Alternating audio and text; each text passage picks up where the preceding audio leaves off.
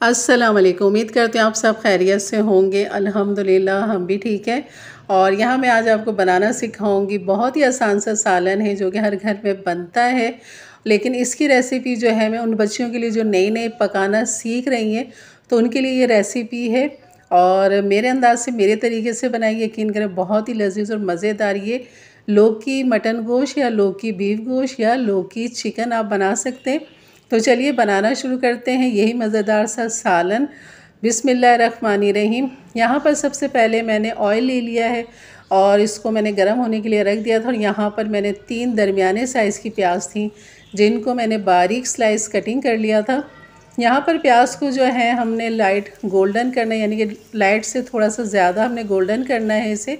जैसे एक तली हुई प्याज होती है, मेरे पास तली हुई प्याज मौजूद है जो कि मैंने आपको बनाना सिखाया हुआ है कि आप तल के प्याज को रख सकते हैं झटपट खाना बनाने के लिए कि जब आपको ज़रूरत हो।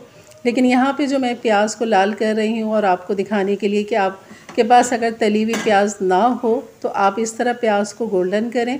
इसको आपने डार्क नहीं करना है वरना आपके सालन की रंगत भी ख़राब होगी और जायके में भी कड़वाहट आएगी, तो इसलिए आपने इसको गोल्डन करना है। तो बेशक लाइट हो जाए, डार्क ना हो। तो यहाँ मैं सारी प्याज जो है वो इस तरह लाइट गोल्डन करके मैं निकाल रही हूँ यहाँ पर। और बस इस प्याज को जो है मैं पीस लूँगी, चाहे आप दही डाल के इसको पीस लीजिए या टमाटर डाल के पीस लीजिए, लेकिन मैं बग़ैर दही और टमाटर के इसको पीस लूँगी। अब यहाँ पर इस ऑयल के अंदर जो थोड़ी बहुत प्याज है तो कोई मसला नहीं है, यहाँ पर हमने बाकी काम करना है। अदरक लहसुन यहाँ पर डाल देना है। 2 टीस्पून मैंने भर के डाल दिया था, 1 टेबल स्पून आप डाल दीजिए। और यहाँ पे अदरक लहसुन को 1 सेकंड के लिए हमने सिर्फ घुमाना है। उसके बाद आप यहाँ पर चिकन डाल दें, बीफ डाल दें, मटन डाल दें, जो आप इसके साथ लौकी के साथ गोश्त बनाना चाहें वो यहाँ पर आप डाल सकते हैं। तो बस यहाँ पर डाल के इसको अपने अदरक लहसुन के साथ इसको तब तक भूनना है जब तक ये गोश्त का कलर चेंज नहीं हो जाता बिल्कुल, इस तब तक आपने इसको भूनना है।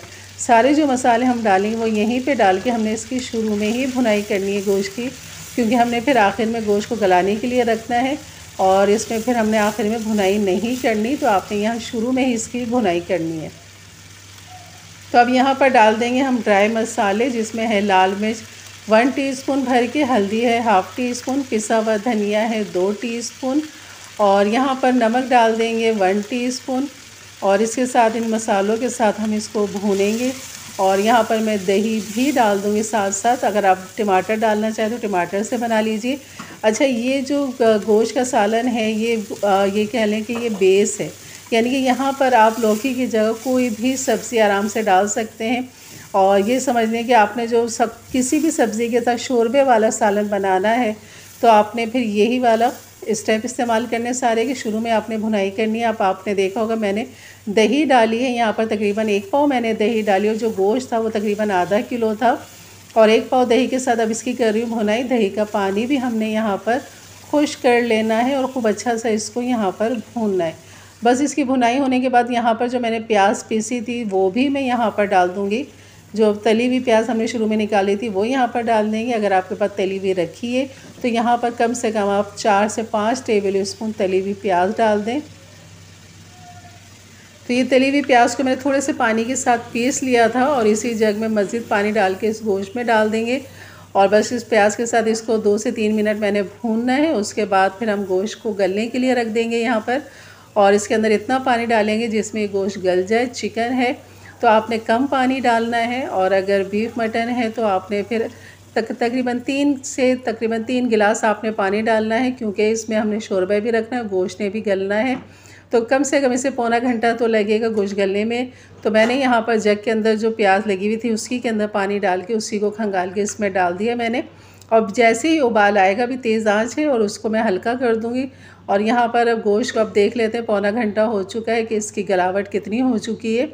और इसकी जो ग्रेवी है शोरबा वो भी हमारी मर्ज़ी के हिसाब से है अभी, क्योंकि अभी लौकी ने भी जाना है, गलना है, तो ये मज़ीद और थिक हो जाएगा।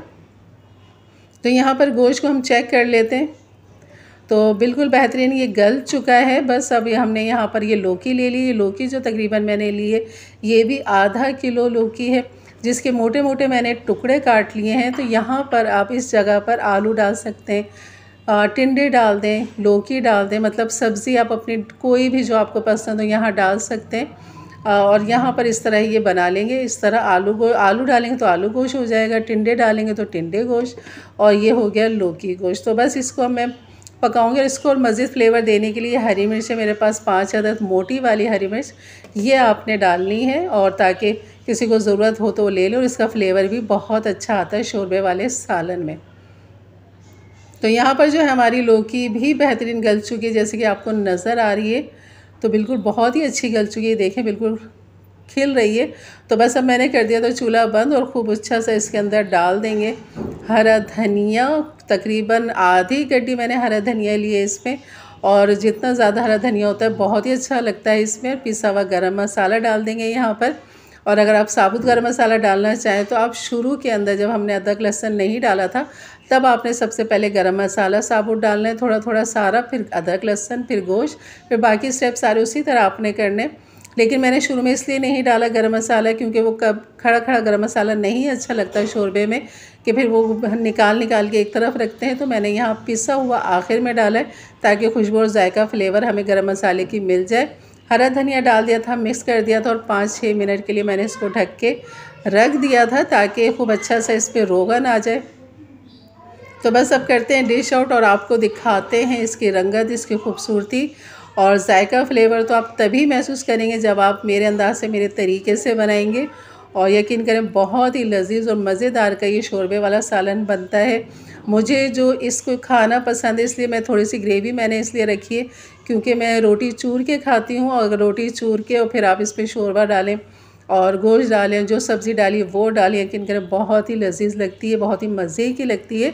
और तंदूरी रोटी के साथ तो फिर चूरने की ज़रूरत नहीं है उसे, तो वैसे ही आप इस शोरबे के साथ खाएंगे तो वो और ही लज्जत बढ़ जाती है तंदूरी रोटी से। तो ये थी मेरी आज की रेसिपी। यकीनन अच्छी लगी तो लाइक कर दीजिएगा।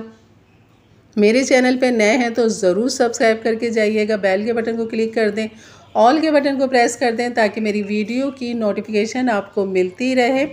इजाज़त दीजिए, अपना बहुत सारा ख्याल रखें, दुआओं में याद रखें। अल्लाह हाफ़िज़।